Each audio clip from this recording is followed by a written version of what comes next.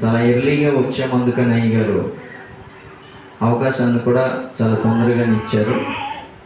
కనుక కొద్ది నిమిషాలు దేవుడు ఇచ్చినటువంటి ఈ వాక్య భాగాన్ని మనం పరిశీలన చేద్దాం. బైబిల్ గ్రంథంలో మనం చూసుకున్నట్లయితే రాతి వలె వారు మునిగిపోయారు, శేషము వలె వారు మునిగిపోయారు అనే సందర్భం మీరు ఎక్కడైనారు? విన్నారా? వారు రాతి వలె అడుగొట్టిపోయి మునిగిపోయారు, శేషము వలె వారు మునిగిపోయారు అని ఎక్కడండి?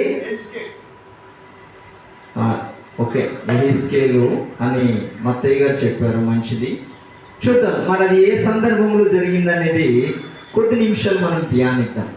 ఓకేనా? తీయన నిర్గమాకాండము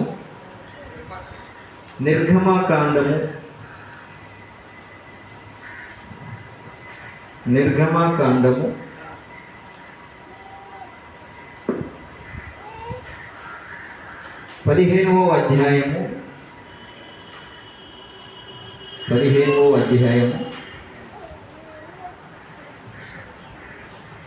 5వ వచనం చదవండి. అగాధ జలములు వారిని కప్పెను, వారు రాతి వలె అడుగంటిపోయిరి.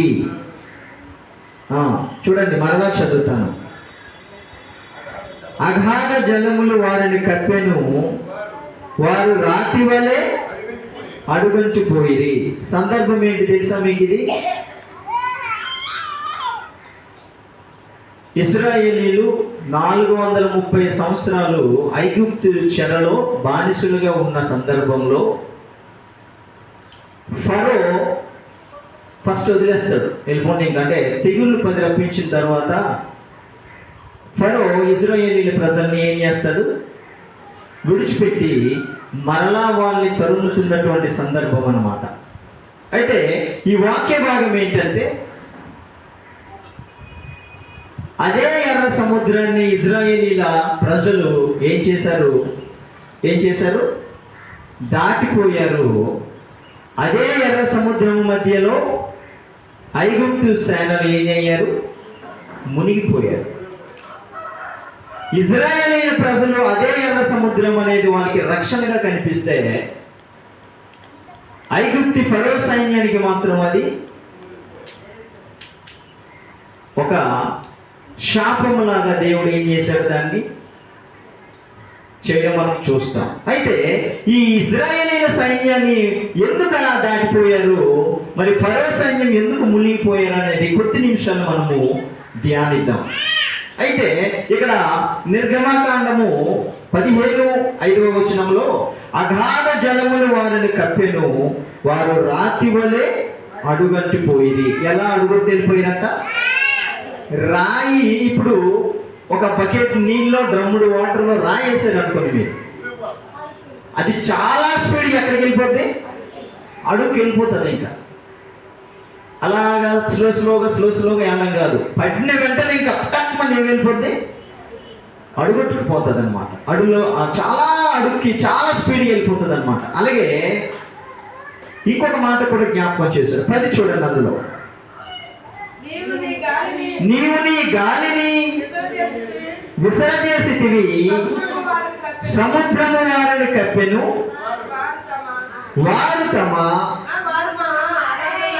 మహా అగాధమైన నీళ్లలో శేషము వలె మునిగిరి. ఎలా మునిగిపోయారంట? శేషము వలె మునిగిపోయి. ఫస్ట్ ఎలా మునిగిపోయారు అన్నాడు? రాతి వలె మునిగిపోయారని దేవుడు ఇక్కడ మోషే గారి ద్వారా గ్రంథస్థం చేయిస్తున్నాడు అన్నమాట. ప్రతి మాట కూడా ఎవరి ద్వారాగా? మోషే ద్వారాగా. నిర్గమకాండంలో ప్రతి మాట అక్షరం పొల్లిపోకుండా జ్ఞాపకం చేస్తున్నాడు ఇక్కడ పరిశుద్ధాత్మ దేవుడు. మొదటిగా ఎలా మునిగిపోయారన్నాడు దేవుడు? రాతి వలె మునిగిపోయారన్నాడు. ఇక్కడ 10లో నీవు నీ గాలిని విసరజేసితివి, సముద్రము వారిని కప్పెను, వారు మహా అగాధమైన నీళ్లలో శేషము వలె మునిగిరి. శేషము వలె మునిగిపోయారా? శేషం అంటే ఏంటో తెలుసా మీకు? శేషం అంటే ఒక ద్రవం. అది ఏంటంటే బ్యాటరీకి ఉపయోగిస్తారు, బ్యాటరీకి వాడతారు. అది ఎలా ఉంటుందంటే మట్టి ముద్దలాగా ఒక ద్రవం. అది అంటే ముద్దలుగా పడుతూ ఉంటుంది అనమాట. అది మీరు ఎప్పుడైనా 10 రూపాయల బ్యాటరీలు చూసారు, గడియారం వేసినవి, అవి పగలబట్టి ఎప్పుడైనా చూసారు మీరు? దాని లోపల్ని కొండ కొంచెం మట్టి కలర్లా కొంచెం వెండి కలిసినట్టు ఉంటుంది. ఎప్పుడైనా పగలగొట్టి చూసారండి మత్తయ్య గారు? బ్యాటరీని మీరు పగలగొట్టి చూస్తే అందులో ఉన్నటువంటి నల్లగా కొంచెం మట్టి కలర్గా కొంచెం వెండి కలిసినట్టు ఒక ద్రవం ఉంటుంది.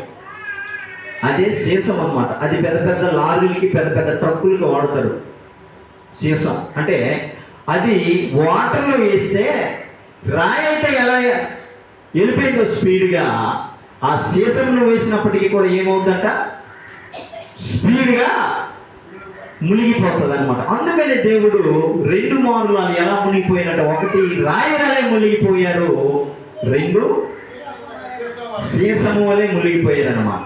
చూద్దాం ఎందు నిమిత్తం అసలు ఐగుప్తు సేనలు అనేవారు మునిగిపోయారు. ఎందువలన ఇశ్రాయేలీయులు అంత చక్కగా సముద్ర మధ్యలో ఆవిన నేలలో చక్కగా దాటిపోయినటువంటి ఇశ్రాయేలీయుల ప్రజలైతే అదే సముద్ర మధ్యలో వీళ్ళు వెళ్తుండగా ఎందుకు మునిగిపోయారు అనేది కొద్ది నిమిషాలు మనం జ్ఞాపకం చేసుకొని మాట్లాడుకుందాం. చూద్దాం ఎందు నిమిత్తము వారు మునిగిపోయారంటే మనము ధ్యానిద్దాం. ఒకటి, రాతి వలె వాళ్ళు మునిగిపోయారంటే వారు ఏ మనసులు కలిగి ఉన్నారు? వీడిది ఏ మనసురా, కనికరం లేదు అసలు. చిన్న పిల్లలను చూడకుండా తాగుతున్నాడు, చిన్న పిల్లలను చూడకుండా ప్యాకెట్ ఆడుతున్నాడు, చిన్న పిల్లలను చూడకుండా భార్య పిల్లల మధ్య బాధ్యత లేకుండా తిరుగుతున్నాడు. అసలు ఏ మనిషిరా వీడి మనిషి ఏమైపోయింది? కఠినమైపోయింది. ఈ మనిషి ఏమైపోయింది? చూడాలి, అందరు ఇటువైపు చూడాలి. అలా ఆడతారు, మీరు ఇటువైపు చూడాలి. అక్క నువ్వు పర్లేదు ఆడించు, అందరు ఇటువైపు చూడాలి. ఏమంటారు? అలాంటి వ్యక్తులు మన కళ్ళ ముందే వాళ్ళ జీవితం కనిపిస్తున్నప్పుడు ఏమని మాట్లాడతామంటే, ఇంత కఠినంగా అయిపోయాడంటారు వీడు. చిన్నపిల్లలు కూడా చూడకుండా, భార్య మీద ప్రేమ లేకుండా, తల్లిదండ్రుల మీద బాధ్యత లేకుండా, ఆడు తాగుడు ఆడిదే, ఆడు తిరుగులు ఆడివే, ఆడు స్వార్థానికే వాడు బ్రతుకుతున్నాడు. కనికరం లేని మనిషిరా ఈడనుకొని కొన్ని సందర్భాల్లో మనం మాట్లాడతాం కదా. అలాగే రాతి మనసు కలిగి జీవించినటువంటి ఐగుప్తు ప్రజలు, రాతి మనసు కలిగి బ్రతుకుతున్నటువంటి ఐగుప్తు ప్రజలు 430 సంవత్సరాలు దేవుడికి ఏమిచ్చాడంటే టైం ఇచ్చాడు. ఎవరికి? ఐగుప్తు ప్రజలకి టైం ఇచ్చాడు. దేనికి? 430 సంవత్సరాలు ఎవరిని ఇక్కడ తెచ్చుకొని ఊడిగం పైన చేయించుకుంటున్నారు? దేవుడు ఎన్నుకున్నటువంటి ఇశ్రాయేలీల ప్రజల్ని వీళ్ళు ఐగుప్తు తీసుకొచ్చి 430 సంవత్సరాలు వాళ్ళు బానిసలుగా వాళ్ళ ఐగుప్తులో ఉంచుకొని వాళ్ళకి నచ్చిన పనులన్నీ చేయిస్తూ బానిసలుగా ఉంచేశారు ఇశ్రాయేలీల ప్రజలు. చూడండి, ఈ 430 సంవత్సరాల్లో ఏ ఒక్క రోజు కూడా ఇశ్రాయేలీల ప్రజల పట్ల కనికరం అనేది అది కలగల. ఇశ్రాయేలీల ప్రజల పట్ల జాలి అనేది కలగలేదు. ఇశ్రాయేలీల ప్రజల పట్ల చిన్నది కూడా, అయ్యో ఈ 430 సంవత్సరాలు బానిసలుగా మా దగ్గర ఉన్నారే, మాలాగా కూడా వీళ్ళు స్వతంత్రంగా బ్రతకాలి అని ఆలోచన ఉంటుంది, మాలాగా కూడా వీళ్ళ పిల్లల్ని చదివించుకోవాలని ఆలోచన ఉంటుంది, మాలాగా వీళ్ళు భూమిని వీళ్ళు పండించుకొని తినాలి అనే ఆశ వీళ్ళకి కూడా ఉంటుంది. ఎందుకు అసలు మాకు వీళ్ళు బంధించుకోవాలి అని ఒక్క రోజు కూడా వాళ్ళు ఆలోచన చేయలేదు. ఎవరు చేయలేదు? ఐగుప్తీయులు. అయితే ఐగుప్తీయుల్లో ఎవరు పరిపాలిస్తున్నారు? ఫరో. మరి ఒక్క రోజు కూడా మంచి వైపు ఆలోచించే విధానం అనేది ఐగుప్తీయులకి లేదు. వాళ్ళు అలవాటు చేసుకోలేదు. కనుక వాళ్ళ మనసులు ఎలా అయిపోయాయంట? రాతి తేలిపోయాయి. ఏమైపోయామ్మా? రాతి తీరిపోయాయి. మన జీవితంలో కూడా, మన కుటుంబాల్లో కూడా మనం చూస్తాం. అత్తమామలు కలిగి ఉన్నటువంటి కోడళ్ళు కలిగి ఉన్నటువంటి అత్తమామల విషయంలో వాళ్ళ ముసలి వయసులో ఉన్నారు, వాళ్ళకి తిట్టకూడదు, వాళ్ళ తల్లిదండ్రులు లాంటి వారు అని జాలి కలిగి, దయ కలిగి, నిస్వార్థంగా అత్తమామలను ప్రేమిస్తూ కుటుంబంలో చూసుకున్నటువంటి కోడళ్ళు మరి ఎందరో ఉన్నారు నాకు తెలియదు. కానీ ఒకేలా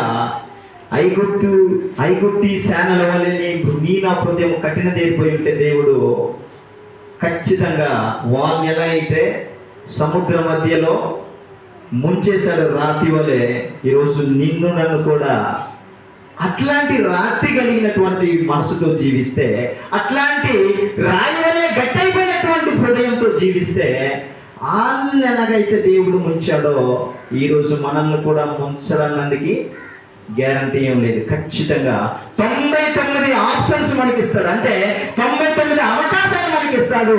ఆయనకి 430 సంవత్సరాలు అవకాశమే ఇచ్చాడు దేవుడు ఐగుప్తీయులకి. ఈరోజు నీ జీవితంలో కూడా నీ కొన ఊపిరి ఆగిపోయేంత వరకు కూడా సమయం ఇస్తున్నాడు. మరి అట్టి రాతి హృదయం కలిగినటువంటి వాడిగా మనం జీవించినట్లయితే ఖచ్చితంగా అదే మాదిరిగా మనం ఏమైపోతాం? మునిగిపోతాం. ఈ లోకమనే మహా ఎర్ర సముద్రాన్ని దాటాలంటే ప్రభువును వెంబడించే వారిగా మనం ముందుకు వెళ్ళిపోవాలా.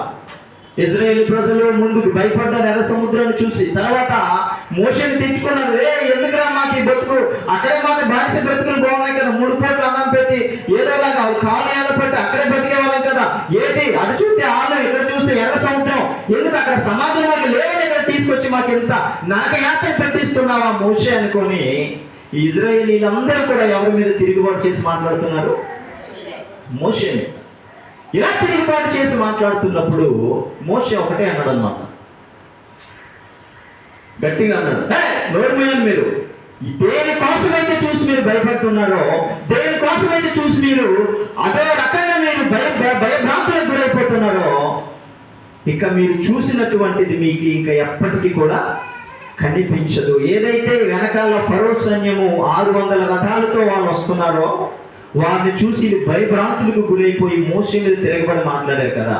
మోషే ఒకటే అన్నాడు, ఎవరైతే మీ వెనకాల తరుముకొని వస్తున్నారో రథాల మీద, ఇక మీదట మీరు వారిని చూడలేరు, వారు కనిపించరు అనుకొని బల్ల గుద్దినట్టు మోషే వారితో మాట్లాడాడనమాట. అది వెంటనే నమ్మి ఇజ్రాయేల్ ప్రజలందరూ కూడా మోషే మాట అంగీకరించి ప్రభువుని స్తుతిస్తూ ఆ ఎర్ర సముద్రాన్ని వాళ్ళు అలాగే దాటిపోవడం జరిగిందనమాట. ఆరిన నేల వలె ఆ యొక్క సముద్ర మార్గాన్ని ఏం చేశాడు దేవుడు వాళ్ళ కోసం? ఎర్ర సముద్రాన్ని ఏం చేశాడు?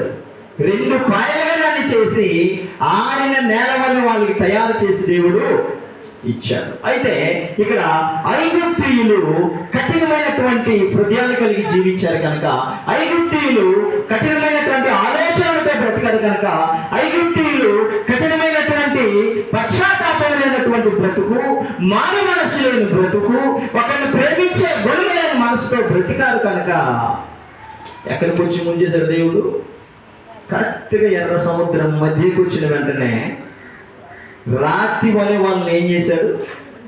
ముంచేశాడు. మరి ఈరోజు నీ నా జీవితంలో అత్తమామలు ప్రేమించే విధానంలో రాటుదేరిపోయి ఉన్నాము, తల్లిదండ్రులు గౌరవించే విషయంలో రాటుదేరిపోయి ఉన్నాము, స్నేహితులు ప్రేమించే విషయంలో రాటుదేరిపోయి ఉన్నాము, పక్కింటోళ్ళు ప్రేమించే విషయంలో రాటుదేరిపోయి ఉన్నాము. మరి ఏ విషయంలో రాతి వలె మన హృదయము ఆ వ్యక్తి పట్ల కఠినమైపోయిందో, ఒకవేళ ఎవరి మీదైనా నీకు అలాంటి కఠినమైనటువంటి ఆలోచన నీకుంటే దేవుడు ఈరోజు నీతో మాట్లాడుతున్నాడు. ఒకవేళ అదే ఆలోచన ఉన్నట్లయితే వెంటనే ప్రభు చెంతకు వచ్చి పశ్చాత్తాపడి వారిని మరుసటి రోజు నుంచి పిలవడం అలవాటు చేసుకోండి. ఎందుకంటే నీ గమ్యం ఎక్కడ అయిపోతుందో నీకు నాకు తెలియదు కనుక ఈరోజు మాట్లాడుతున్నాడు దేవుడు. ఐగుప్తీయులు ఎలా అయితే కఠినమైనటువంటి బ్రతికి దేవుని శాపానికి గురయ్యారో, ఈరోజు నీ నా జీవితంలో కఠినమైనటువంటి మనసు, కఠినమైనటువంటి ఆలోచనలతో, కఠినమైనటువంటి భావజాలంతో బ్రతుకున్నట్లయితే వాళ్ళని ఎలా అయితే నడి సముద్రంలో దేవుడు ముంచాడో ఈరోజు నిన్ను నన్ను ముంచడానికి గ్యారంటీ లేదు, ఖచ్చితంగా ముంచుతారు. కనుక వాళ్ళు ఒక మాదిరికరంగా మనం చూడాలి. 430 సంవత్సరాల అవకాశం ఇచ్చాడు ఎవరికి? ఐగుప్తీయులకి. ఒక్కరోజు ఒక్కరిలో మార్పు రాలేదు, ఒక్కరోజు ఒకరిలో కూడా పశ్చాత్తాపం రాలేదు. కనుక ఏమయ్యారు? నడి సముద్రంలో రాతి వాళ్ళే వారు మునిగిపోయారు. కనుక ఈరోజు నీ నా జీవితంలో కఠినమైనటువంటి మనసు, ఏ విషయంలో నేను కఠినత్వం కలిగి జీవిస్తున్నాను అనేది ఎవరి ఆత్మకు వారు పరిశీలన చేసుకోవాలి. ఎదుటివారు ప్రేమించే విధానంలో కఠినమైపోయావా? నీ తల్లిదండ్రులను గౌరవించే విధానంలో కఠినమైపోయావా? నీ పిల్లలను ప్రేమించి దగ్గరగా చేర్చుకోలేని విధానంలో కఠినమైపోయావా? ఏ విషయంలో కఠినమైపోయావని దేవుడు ఈరోజు నీతోనే మాట్లాడుతున్నాడు స్ట్రైట్గా. కనుక కఠినమైనటువంటి మనసు కలిగి ఒక క్రైస్తవుడు అనేవాడు జీవించకూడదు. కఠినమైపోయినటువంటి మనసుతో మందిరానికి రాకూడదు. కఠినమైపోయినటువంటి ఆలోచన విధానంతో ఇంట్లో ప్రార్థనలు చేయకూడదు. కఠినమైపోయినటువంటి మనసుతో పాటలు పాడకూడదు. వేషధారణ కలిగినటువంటి జీవితం అనేది దేవుని ముందు మనం ఎప్పటికీ కూడా చూపించేవారుగా ఉండకూడదు. కనుక ఆ ఐగుప్తీని ఎలా అయితే 430 సంవత్సరాల వారికి అవకాశం ఇచ్చినప్పటికీ కూడా వాళ్ళు మార్పు రాలేదో, ఈరోజు ఎంత వయసు వచ్చినప్పటికీ కూడా మనలో ఏ విషయంలో మనలో మార్పు రాలేదో దేవుడు అడుగుతున్నాడు. ఐగుప్తీనికి 430 సంవత్సరాలు ఇచ్చాను. బాబు రమేష్ బాబు, నీకు ఇప్పుడు 29 వచ్చాయి కదా, ఏ విషయంలో నువ్వు కఠినమైపోయి ఉన్నావో, ఏ విషయంలో నువ్వు రాతి కలిగినటువంటి ఆలోచన కలిగి జీవిస్తున్నావో ఒకసారి చెక్ చేసుకో బాబు అని దేవుడు మాట్లాడుతున్నాడు. కనుక ఇక్కడ గురి వచ్చిన అందరిలో కూడా ఏముండకూడదంట? కఠినమైనటువంటి హృదయం అనేది మనకి ఉండకూడదు. ఎదుటోడిని ప్రేమించే విషయంలో ఎలా ఉండాలి? మృదువైనటువంటి వారిగా ఉండాలి. తల్లిదండ్రులను గౌరవించే విషయంలో మృదువైనటువంటి వారిగా ఉండాలి. పిల్లల్ని గౌరవించే విషయంలో మృదువైనటువంటి వారిగా ఉండాలి. పక్కింటి వాళ్ళు ప్రేమగా పిలిచి వారితో మాట్లాడే విషయంలో ఏమై ఉండాలా? మృదుత్వాన్ని కలిగి మనము జీవించాలి. కనుక ఒకేలా అలాంటి మృదుత్వాన్ని కాకుండా కఠినమైపోయి బ్రతికినట్లయితే ఏమవుతుంది పరిస్థితి? వాళ్ళని ఎలా అయితే ఎర్ర సముద్రములో రాతి వల్లే దేవుడు ముంచాడో, ఈరోజు నిన్ను నన్ను కూడా దేవుడు అదే తీర్పులోకి తీసుకొస్తాడని మాత్రం మర్చిపోకూడదు. మనం చెప్పండి. ఒకటోది, ఎందుకు మునిగిపోయినట్టు వాళ్ళు? రాతి హృదయం కలిగారు. రాతి హృదయం కలిగి జీవించారు కనుక, పశ్చాత్తాపం లేని జీవితం కలిగి జీవించారు కనుక, దేవునికి లోబడిన జీవితం జీవించారు కనుక, వాళ్ళ ఆలోచనలో మార్పు తీసుకురాలేనటువంటి బ్రతికారు కనుక ఏమయ్యారు? మునిగిపోయారు. ఒకటి ఏంటి మీకు అర్థమైంది? ఫస్ట్ పాయింట్, ఎందుకు మునిగిపోయారు? కఠినమైనటువంటి రాతి గుండెలు కలిగి జీవించే వాళ్ళు ఏమయ్యారు? మునిగిపోయారు. చూడండి, రెండవ పాయింట్లోకి వెళ్తున్నాం. తీయండి. అదే నిర్గమకాండము 14వ అధ్యాయము 22 చదవండి. నీళ్లు విభజింపబడగా ఇశ్రాయేలీయులు సముద్రము మధ్యను ఆరిన నేల మీద నడిచిపోయిరి. ఆ నీళ్లు వారి కుడి ఎడమ ప్రక్క వారికి గోడల వలె ఉండేను. చూడండి, అక్కడంట వాళ్ళు నడిచెడుతున్నప్పుడు ఆ ఎర్ర సముద్రం ఏదైతే ఉందో అది వాళ్ళకి ఎలా ఉంచాడు దేవుడు? ఒక గోడ. అంటే ఇప్పుడు ఈ బిల్డింగ్ ఉందా, ఇప్పుడు ఈ కొంచెం హైట్ ఉన్నాయి అనుకో ఈ గోడలు, వీటి మధ్య మనం ఎలా అయితే నడుచుకుంటూ ఆ రోడ్డుకి వెళ్ళిపోతామో దాటుకొని, ఎర్ర సముద్రాన్ని దేవుడు 2 పాయలు కలిసి ఇచ్చి ఆ వాటర్ని ఏం చేశాడంట దేవుడు? గోడల వల్ల ఇటువంటి ప్రొటెక్షన్ ఇచ్చి వాళ్ళని నడిపించుకుని అలాగా దాటిపోయి. చదవండి, ఇంకా అలా కంటిన్యూ చేయండి.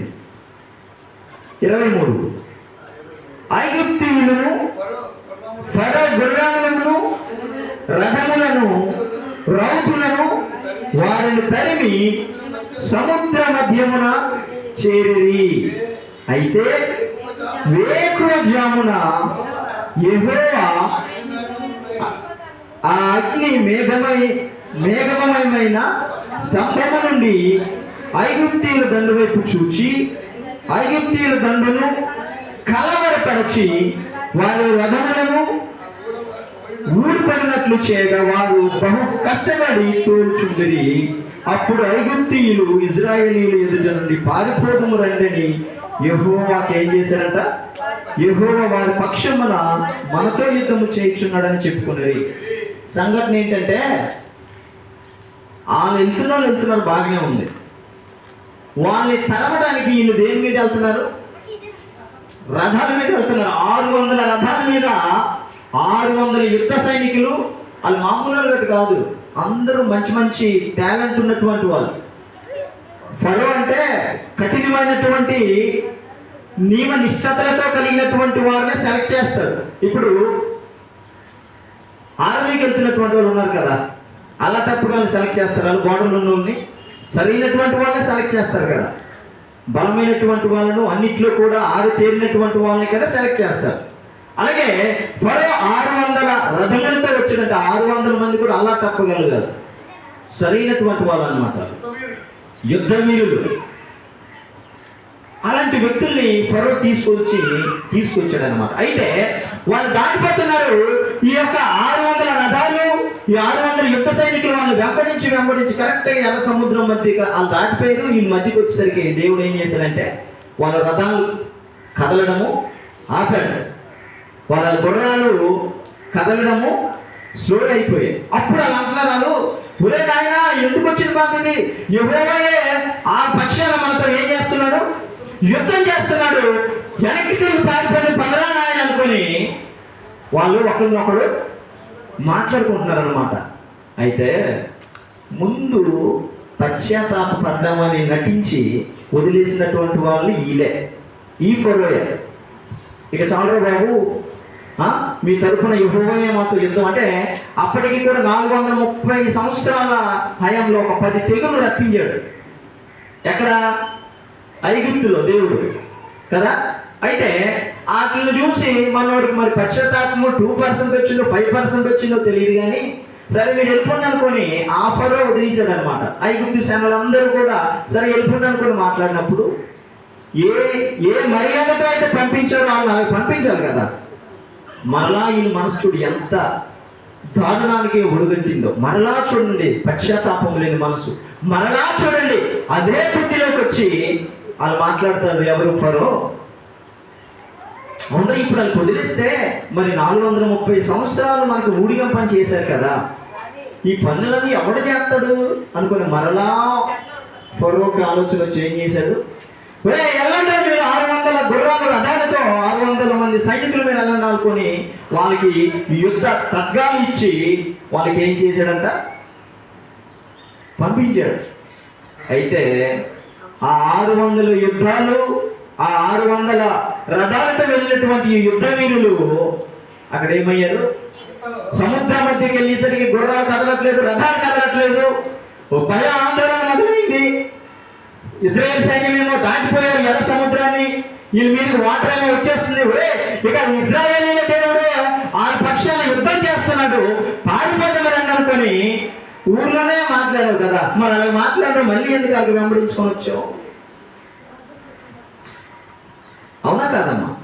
అదే తాగిన తీర్మానం తీసుకున్న నీవు బాప్తిసం తీసుకొని, అదే అబద్ధాలని బాప్తిసం తీసుకున్న నీవే దేవుని యొక్క ప్రమాణం చేసి, అదే బాప్తిసం తీసుకుని టీవీ సీరియల్ చూడని ప్రమాణం చేసిన నీవు మరలా వెనక్కి అలాగే తిరిగి చూస్తే ఏమవుద్ది? అయితే వాళ్ళు అంటున్నారు అన్నమాట భయపడిపోయి. ఎక్కడ? వాళ్ళు దాటిపోయారు. సముద్ర మధ్యలో నిల్చున్నారు, రథాలు కదలట్లేదు, గుర్రాలు కదలట్లేదు. వీరికి భయమాందోళన మొదలైంది. అప్పుడు అంటున్నారు అనమాట, యెహోవా దేవుడు వాళ్ళ పక్షాన యుద్ధం ఆడుతున్నాడు, ఇక పారిపోయి రండి అనే మాట నోట్లోనే ఉంది. ఏంటండి? ఏం కప్పేసింది? సముద్రము కప్పేసిందన్నమాట. కనుక అగాధ జలముల మధ్య వాళ్ళకి దేవుడు ఏం చేశాడు? ముంచేశాడని దేవుడు మాట్లాడుతున్నాడు. ఈరోజు నా జీవితంలో నీదు కాని మార్గాన్ని నువ్వు వెంబడించే విధాలుగా ముందుకెళ్ళకూడదు. నీది కాని వ్యక్తులతో నీవు స్నేహబంధం అనేది చేయకూడదు. నీది కాని ధనాన్ని నువ్వు ఆశపడి పరిగెట్టకూడదు. నీది కాని వ్యక్తి కోసం నువ్వేం చేయకూడదు, ఆశపడకూడదు. నీది కాని చెడు స్నేహబంధము దగ్గరికి మరలా నువ్వు పరిగెట్టకూడదు. అంటే ఇజ్రాయేలీలకు ఏర్పాటు చేసిన మార్గములో వీళ్ళు మరలా దేవుని మాటను తృణీకరించి ఏం చేశారు, వాళ్ళని మరలా పిలకపట్టి ఈడ్చుకొస్తాం అనుకుని దేవుడు వాళ్ళకు ఒక రక్షణ మార్గాన్ని ఏర్పాటు చేశాడు. అదే మార్గాన్ని వీళ్ళు దేవుని మాట ఎదురు తిరిగి గర్వించి వాళ్ళని వెంబడించడం మొదలు పెట్టారు. ఏదైతే రక్షణగా ఉన్నటువంటి ఎర్ర సముద్రం ఇశ్రాయేలుకి, అదే సముద్రం వీళ్ళు పాలిట మృత్యు దేవతగా కూర్చోయింది అనమాట అక్కడ. ఎవరికి? ఐగుప్తీయులకి. కనుక నా జీవితంలో మనది కాని మార్గంలో మనం వెళ్ళేవారికి మనం ఎప్పుడు కూడా ఉండకూడదు. మనది కాని విషయాలను మనం తలదూర్చేవారిగా ఉండకూడదు. మనది కాని వ్యక్తులతో మనం స్నేహబంధాలు చేయకూడదు. మనది కాని వ్యక్తితో మనకి దగ్గర రిలేషన్ అవసరమా? మనది కాని అమ్మాయితో మనకి దగ్గర మాటలు చదువుకోలేది తిరగడం అవసరమా? మనది కాని కుటుంబాలతో చదువుగా ఉండి అలాంటి తెలిసినప్పటికీ కూడా మరలా పరిగెట్టాలతో స్నేహబంధాలు అవసరమా? అలాగని ప్రేమించొద్దని చెప్పట్లేదు నేను. ఏవైతే దేవునికి ఇష్టమైనటువంటి క్రియలు కనిపిస్తాయో వాటి వైపు మనం మరలా వెళ్ళేటువంటి వారిగా ఉండకూడదు. ఏ సీరియల్ అయితే చూడకూడదు. ఏ పాప మాటలైతే ఒకరి కోసం వాడకూడదు. ఏ బ్రతుకుతుంటే వారిని చూసి అసూయపడి నీ ఆలోచనతో బ్రతికావో అవన్నీ కూడా ఇక మీదట నేను చెయ్యను ప్రభు అనుకుని బ్యాప్టిజం తీసుకుంటాం కదా. మనం తీసుకున్నాం, అందరమే చేతులెత్తని తీసుకున్న వాళ్ళందరూ మనందరికీ వర్తిస్తుంది. అయితే కనుక ఏం తీర్మానం చేసి అయితే మనం బ్యాప్టిజం తీసుకున్నామో మన సర్వశక్తి మంత కలిగిన దేవుని ముందు మళ్ళీ అదే తప్పులోకి మనం పరిగెట్టినట్లయితే ఐగుప్తీయులకి ఎలా అయితే దేవుడు చేశాడో ఈరోజు నిన్ను నన్ను అదే చేస్తాడు. ఖచ్చితంగా నిన్ను నన్ను అదే తీర్పులోకి తీసుకొస్తాడు దేవుడు. కనుక నీవు కాని మార్గాన్ని నీ పిల్లలకి నువ్వు నేర్పించకూడదు. అరే నాయన అది కాదురా ఇదే అంటే నిజమేంటంటే నువ్వు చెప్పాలి నీ పిల్లలకి. వాళ్ళతో ఏంటో పని, వాళ్ళు తాగుతారు, తిరుగుతారు, గంజాయి కొడతారు, అడ్డదారిలో వాళ్ళు తిరుగుతారు, వాళ్ళతో నీకేంటో పని అనుకొని వాళ్ళది కాని మార్గంలో పిల్లలు వాళ్ళు పరిగెడుతున్నప్పుడు ఏది నిజమైనటువంటి మార్గం నువ్వు చెప్పేదానిగా ఉండాలి. మరి వాళ్ళకి మనం చెప్పాలంటే ముందు మనం ఆ మార్గంలో ఉండాలి కదా, అవునా కదా? సో మనది కాని మార్గాన్ని మనం ఎప్పటికీ కూడా వెంబడించి వెళ్ళేవారుగా ఉండకూడదు. కనుక చెప్పండి, ఒకటి ఎందుకు మునిగిపోయారు? రాతి హృదయం కలిగి వారు కఠినత్వం అయిపోయినటువంటి హృదయం కలిగి జీవించారు కనుక మునిగిపోయారు. రెండు, వారి ఓకే శేషము వలే ముంచేశారు దేవుడు. అయితే ఇంకొక పాయింట్ ఏంటంటే ఇక్కడ వారిది కాని మార్గమును వీళ్ళు వెంబడించి వాళ్ళని ఏం చేయాలనుకున్నారు? పిలక పట్టి ఈడ్చుకోరావాలనుకుని పరిగెత్తారు. అడ్రస్ లేకుండా పోయారనమాట ఒక్కొక్కడు కూడా. ఈరోజు నా జీవితంలో కూడా ప్రభువుకి ఇష్టం లేనటువంటి మార్గం ఏదైనా నీలో నాలో ఉందా? ప్రభువుకి ఇష్టం లేనటువంటి ఆలోచన ఈరోజు ఏమైనా నీలో నాలో ఉందా? ప్రభువుకి ఇష్టం లేనటువంటి బ్రతుకు ఈరోజు నీలో నాలో ఉన్నట్లయితే దేవుడు అదే మాట్లాడుతున్నాడు అనమాట. నీది కాని మార్గము గుండా నువ్వు వెంబడించేదానిగా ఉన్నావు అనుకో, ఐగుప్తులకి జ్ఞాపకం చేసుకో ఎలా అయితే వాళ్ళకి తీర్పిచ్చానో ఈరోజు నీకు కూడా అదే తీర్పులోకి నేను తీసుకొస్తానని దేవుడు మాట్లాడుతున్నాడు. కనుక మనది కాని మార్గము గుండా మనం ఎప్పటికీ కూడా వెంబడించే వారికి మనము ఉండకూడదు. దేవుడు ఎక్కడైతే నిన్ను ఉంచాడో ఆ పొజిషన్లోనే బలమైనటువంటి దానిగా విశ్వాసం కలిగి నువ్వు ఆయన తట్టు తిరిగి బ్రతకడమే మన యొక్క బాధ్యత. అంతకు మించి ఆ బోర్డర్ దాటి నీ సొంత ఆలోచనతో, నీ స్వబుద్ధితో, నీ గర్వ సంబంధమైనటువంటి ఆలోచనతో ముందడిగేసి వెళ్ళవనుకో ఐగుప్తీయులాగా, వాళ్ళకే గతి పట్టిందో ఖచ్చితంగా మనకు అదే గతి పడుతుంది అనమాట. కనుక దేవుడు ఈరోజు మాట్లాడుతున్నాడు, మనది కాని మార్గము గుండా మనం ఎప్పటికీ కూడా వెళ్ళకూడదు. మనది కాని క్రియ వైపు ఎప్పటికీ కూడా మనము వెళ్ళకూడదు. మనది కాని స్థలం వైపు ఎప్పటికీ కూడా మనం వెళ్ళకూడదు. కనుక దేవుడు ఈరోజు మాట్లాడుతున్నాడు సూటిగా, నీది కాని ధనం వైపు, నీది కాని క్రియల వైపు, నీది కాని అసూయత వైపు, నీది కాని వ్యభిచారం వైపు, నీది కాని పొరుగురోడు చక్కగా బ్రతుకుతుంటే ఈడి మీద ఈడికి చేస్తుండదు. ఆడేం చేస్తున్నాడా, ఆడేటి ఇంట్లో కొన్నాడా, ఆడ పిల్లలు చేస్తున్నాడా, ఆడేమైనా అవన్నీ కావాలి వీడికి. ఈడి ఒంట్లో ఎన్ని జబ్బులు ఉన్నాయి, ఈడింట్లో ఎంత ఆర్థిక ఇబ్బంది ఉందో, ఈడి పిల్లలు ఎలా ఉండడం నీకు అవసరం. కానీ ఏం కావాలి వీడికి? పక్కించోడే కావాలి. ఇలాంటి అసూయ సంబంధమైనటువంటి మనది కాని ఆలోచన విధానంలోకి మనము వెళ్ళకూడదు. కనుక దేవుడు ఈరోజు నీతో నాతో మాట్లాడుతున్నటువంటి మాట ఏంటంటే, మనది కాని మార్గం గుండా మనం వెళ్ళేవారిగా ఉండకూడదు. ఒకటి, కఠినమైనటువంటి రాతి హృదయం కలిగే వాళ్ళు దేవుడు అందుకే వాళ్ళని ముంచేశాడు. రెండు, వారు కాని మార్గంలో వాళ్ళు ఏం చేశారు? వెంబడించారు. కనుక దేవుడు ఏం చేశాడు? వాళ్ళని ముంచివేశాడు. కనుక మూడవ పాయింట్లోకి వెళ్దాం. చెప్పండి, ఎందుకు మొదటిగా ముంచేశాడు?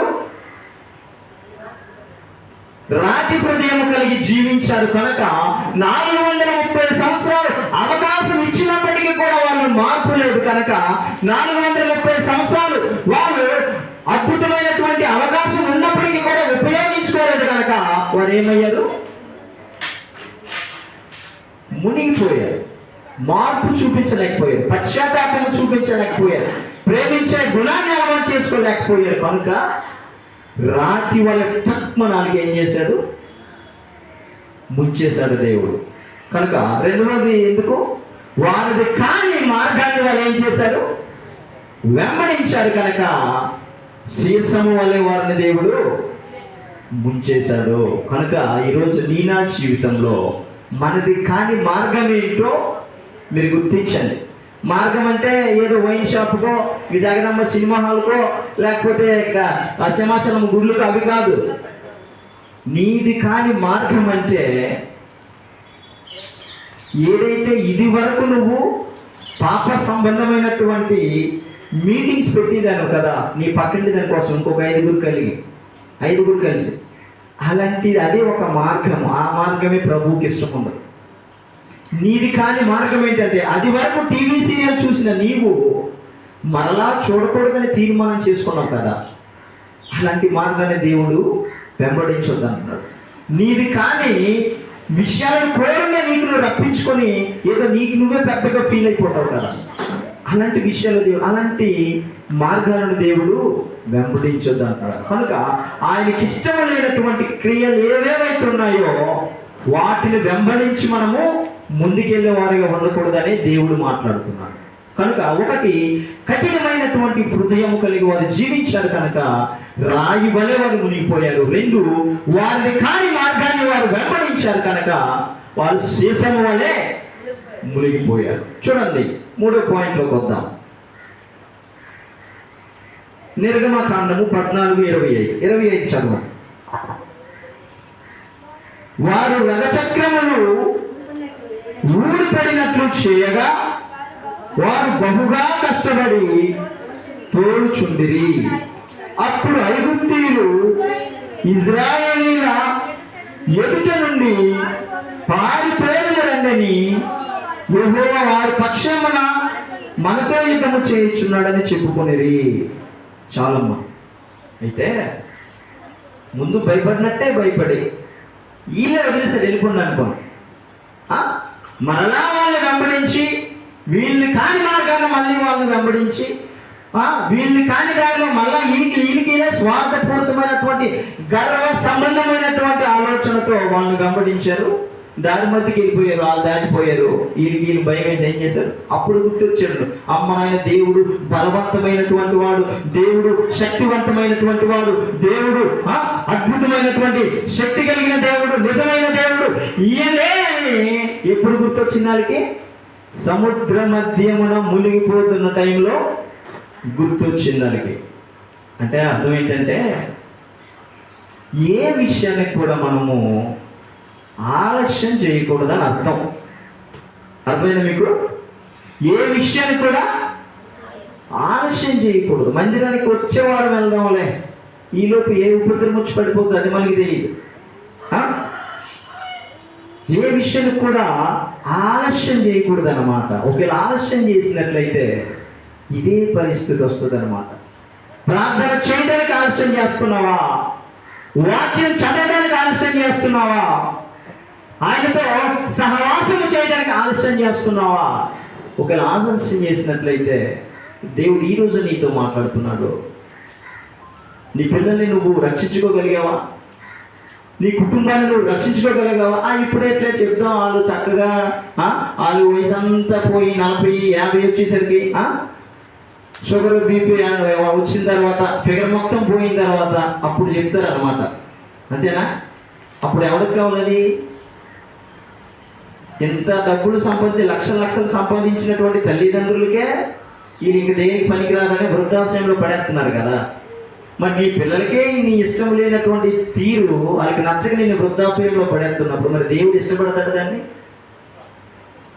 ఖచ్చితంగా ఇష్టపడతాడు. ఎప్పుడు నిజమైనటువంటి పశ్చాత్తాపముతో నీ ఒంట్లో బలం ఉన్నప్పుడే, నీ శరీరంలో సమృద్ధిగా నీ అవయవాలని కదులుతున్నప్పుడే, నీ శరీరంలో సంపూర్ణమైనటువంటి ఆరోగ్యంతో మీ లోకంలో తిరిగాడుతున్నప్పుడే ఆలస్యం చేయక ఆయనను వెతికి వెంబడించేదానిగా, ఆయనను వెతికి వెంబడించేవాడిగా ఎప్పుడైతే మనం బ్రతుకుంటుందో అప్పుడు ఖచ్చితంగా ఆలస్యం చేయలేదు ఇజ్రాయేల్ ప్రజలు. మోషే గద్దించాడు, వెంటనే మోషే మాటకి అంగీకరించి వెనక అలాగా ఆరిన నేలలో వాళ్ళు సముద్రము 2 పాయలుగా చీల్చి ఆరిన నేలలో దేవుడు నడిపించాడు అనమాట.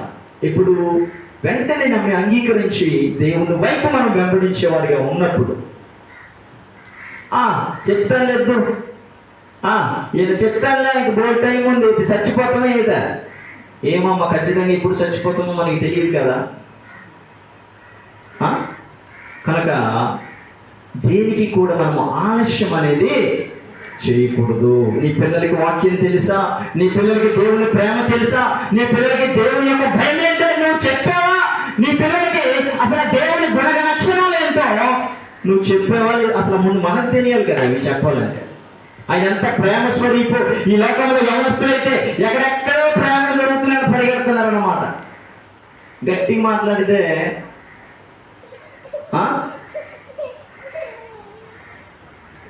అసలు ఒక కఠినమైన సందర్భం మనకి ఎదురైతే ఆ ఎవరో కూడా నాకు తెలియదని ఎస్కేప్ అయిపోయినటువంటి ప్రేమలు ఇవన్నీ కూడా.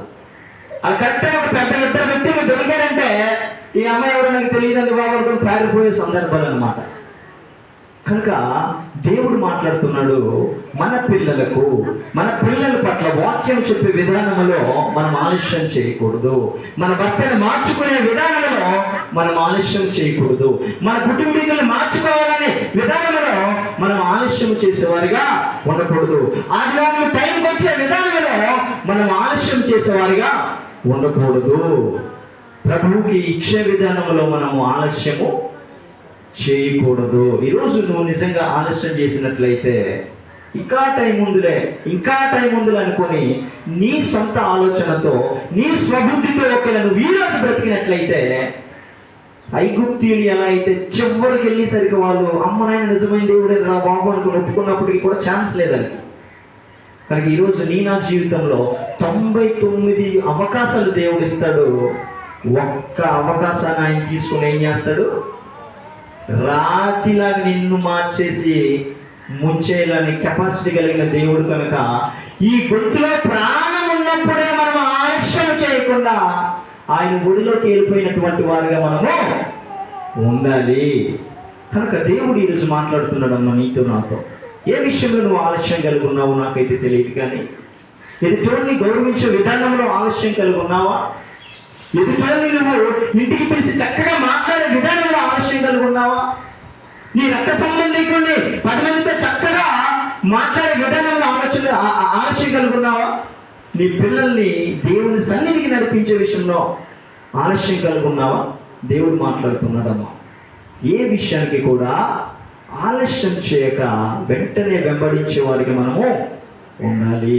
చివరికి వెళ్ళేసరికి ఆలయాలకైతే సముద్రం మధ్యలోకి వెళ్ళి అమ్మ ఆయన నిజమైన దేవుడు రా ప్రభు, నాయన యెహోవా దేవుడు నిజమైన దేవుడు కనుక మనతో యుద్ధం ఆడుతున్నాడు, అక్కడికి వెళ్ళి పశ్చాత్తాపడే ఛాన్స్ లేదు. అంటే ధనవంతుడు అక్కడికి వెళ్ళి తెలుసుకున్నట్లే, ఎక్కడికి వెళ్ళాడు, నరకానికి వెళ్ళి కావుతున్నప్పుడు మాట్లాడినట్లు అనమాట. కనుక మనం బ్రతుకున్నప్పుడే హృదయంలో ప్రభువును మనము ఆహ్వానించి నిరంతరం కూడా ఆయన తట్టు తిరిగి వెంబడించి బ్రతికే వారిగా మన జీవితాలు ఎప్పుడైతే ఉంటాయో ఖచ్చితంగా ఆయన మనతో ఉన్నాడని అర్థం. కనుక చెప్పండి, ఒకటి రాతి హృదయం కలిగి జీవించారు కనుక వారు ఏమయ్యారు? మునిగిపోయారు. రెండు,